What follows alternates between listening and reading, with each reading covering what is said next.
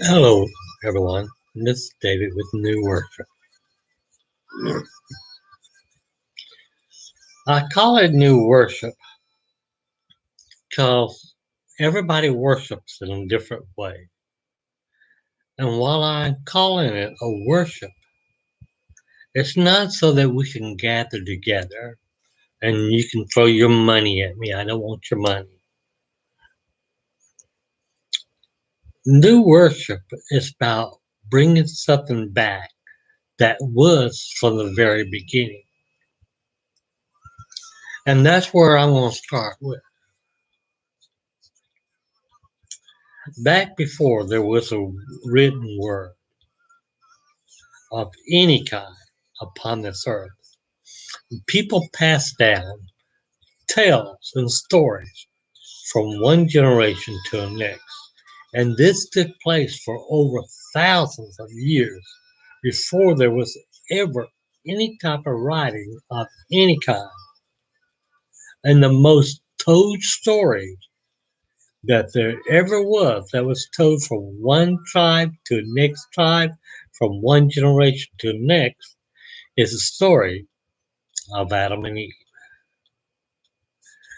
But as we look at the story of Adam and Eve, we have to look at stories we have today.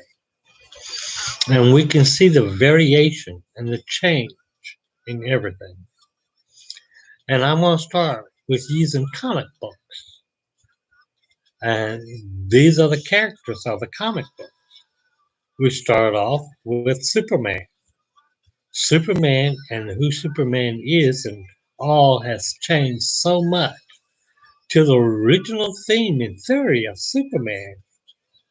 It's not the same anymore. From Superman came Supergirl, came Superdog, and all these other things that's happened. And we're going to take on Batman. From Batman and Robin all the way up to Batman, Mysterious, Return of Batman, and all these other things from one character, uh, actor, uh, playing Batman from one generation to another. What happened to Robin? Take Spider Man. Spider Man originally in the comics book started off one way, and now look at him. You got the evil side of Spider Man, just like you got the evil side of Superman and Batman. You got Wonder Woman in there. But over the years, we see the difference in the tale from one tale to another. And in all the tales that have been told over and over, the story of Adam and Eve was the first. Now imagine you married or you have a mate and you wander in the deserts and the plains and you've been doing it for years where there's not many people. What would you do to keep everyone in line? You would tell the same stories over and over.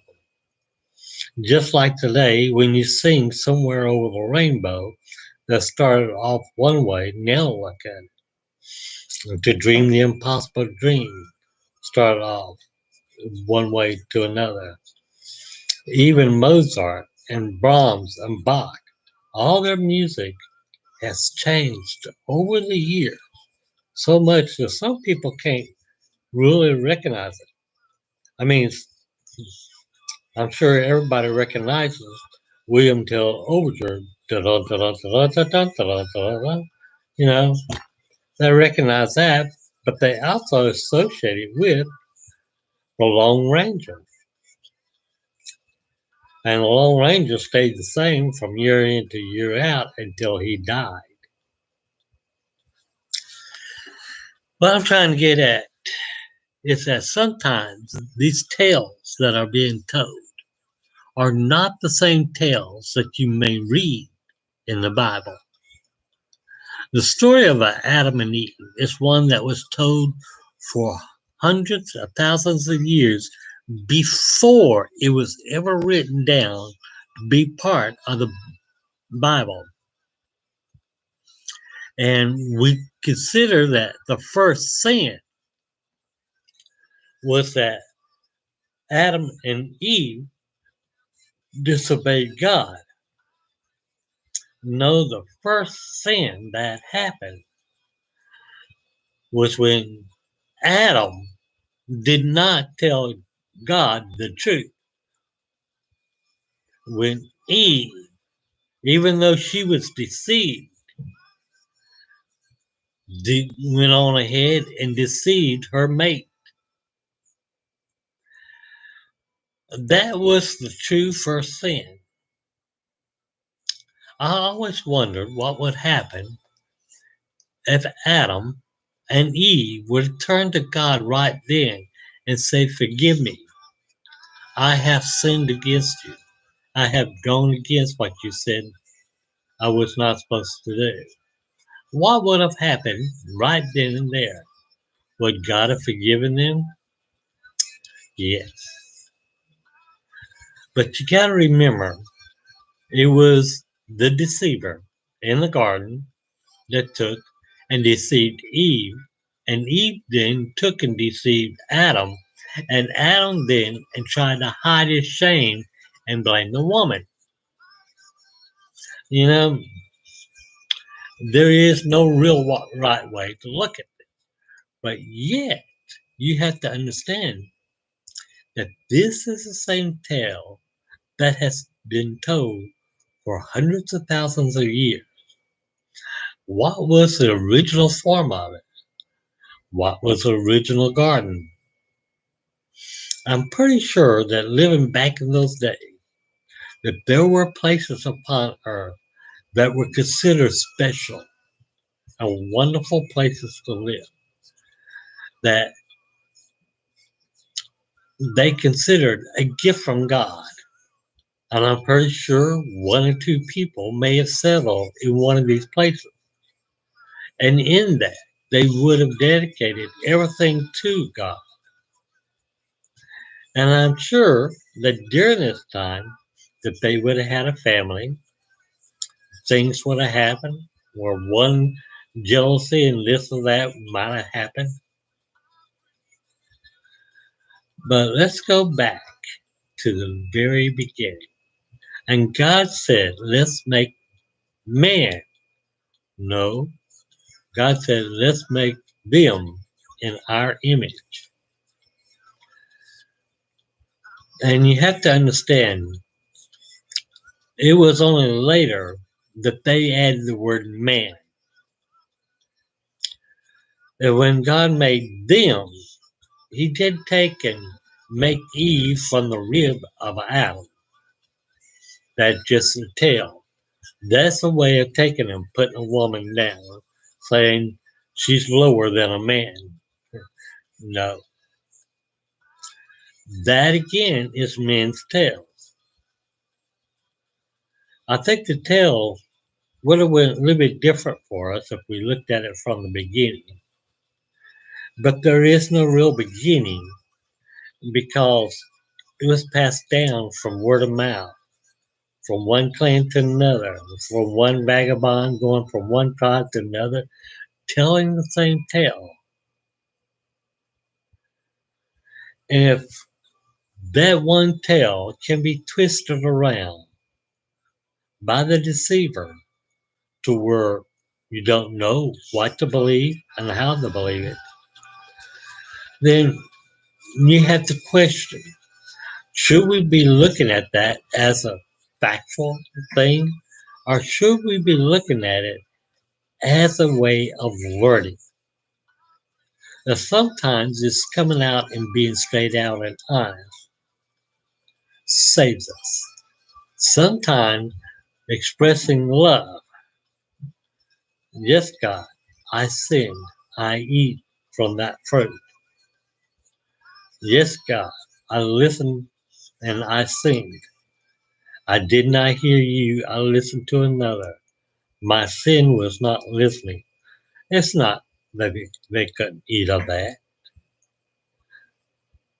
God puts them in a place like that. Why would God put a temptation there? so they could have a choice. They always had a choice. It wasn't that the tree was of knowledge about good and evil. It wasn't any of that. It was about the children listening to your parents telling you what you should eat and shouldn't eat. There's things out there that are bad for you and things that are good for you. Listen to me, I would tell you what's good to eat. Don't listen to me, and this is what can happen. There were many forms of teaching children back then, many things that people used to teach their children.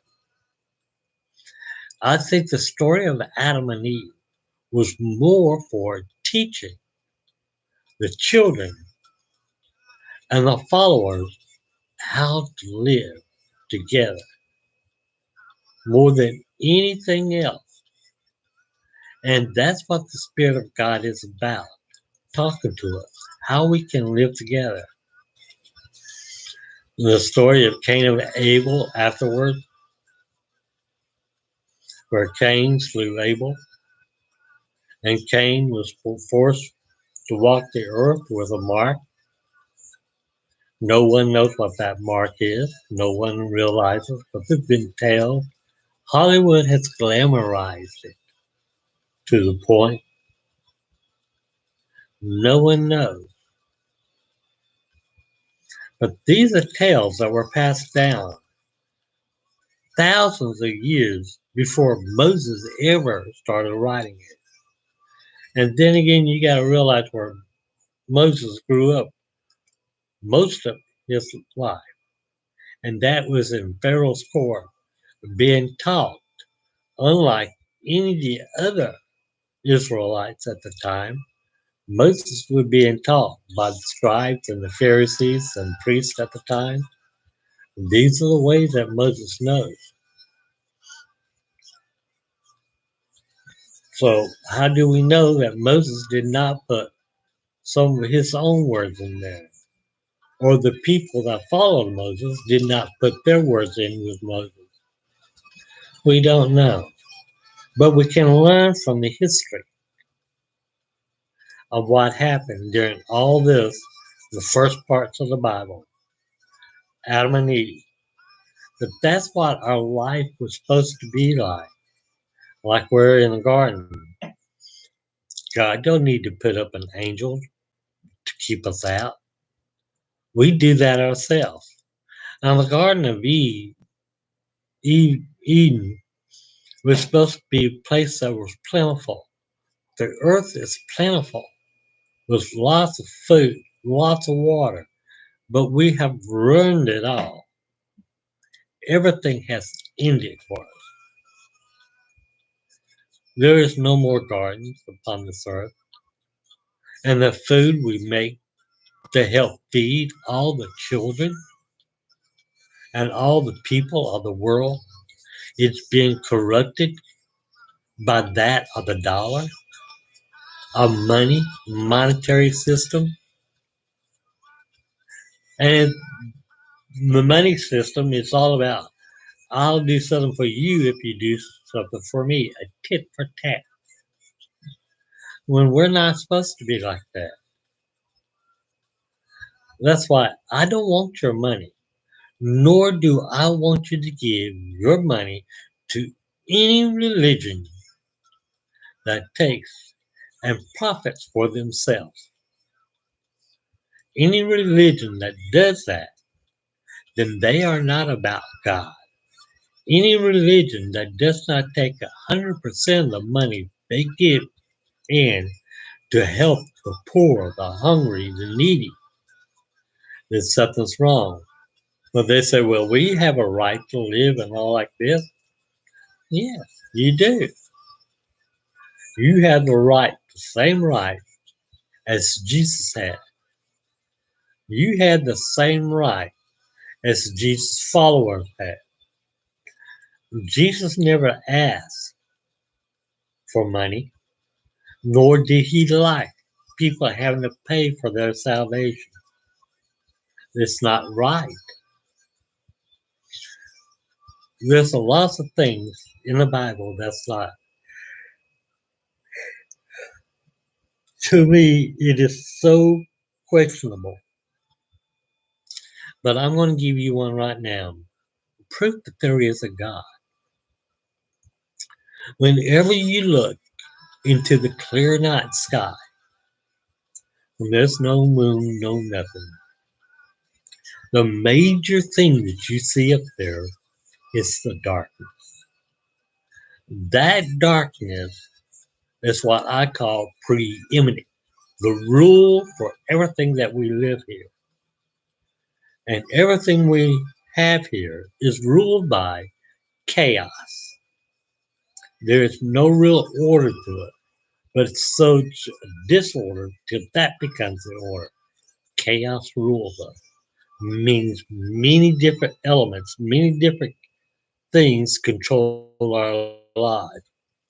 I could think of the seven deadly sins as one that would control our lives. There's something else here. There is time here. Time. We wonder where it begins, where it ends, why it is here. Why do we use it? I mean, time is just a measurement from one point A to point B. If we talk about infinity, then we're talking about no time at all. That's here in this darkness. And just those two things, the darkness, that's chaos, and time, just those two things that's within this darkness, prove that there is something beyond the darkness that is just as great, if not greater than the darkness that we see. When you look up into the night sky, don't look at the planet and the stars. Look into the darkness for what it is, and know that it cannot be without the other.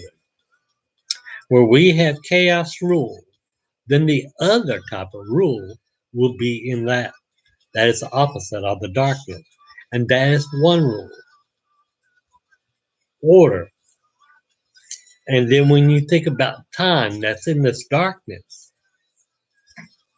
then you have to think of the opposite. And the opposite is in the other place outside of this darkness that we see. And that's eternity. So look up into the night sky to see the truth. Don't look at the stars, the planets, and all these other twinkling things. That's a great deceiver trying to catch your mind from the truth. Because the blackness, that's up there. And David said it best, yea, though I walk through the valley of shadow of death, he's talking about earth itself and all the darkness around it. We walk through it. Fear no evil. Listen to God. Put God in your heart. Learn from the Bible. Question what is there and when it is said, how it is said. God does not discriminate or only give love to some and not to others. God gives love to all. 100%, 100% of the time. God never falters. This is the truth. This is the Word of God speaking to me. This is the same Word of God that will speak to you. All you have to do is open up your heart and listen. Then you'll realize you are the true living Word of God. This is David for New Worship saying thank you and bye.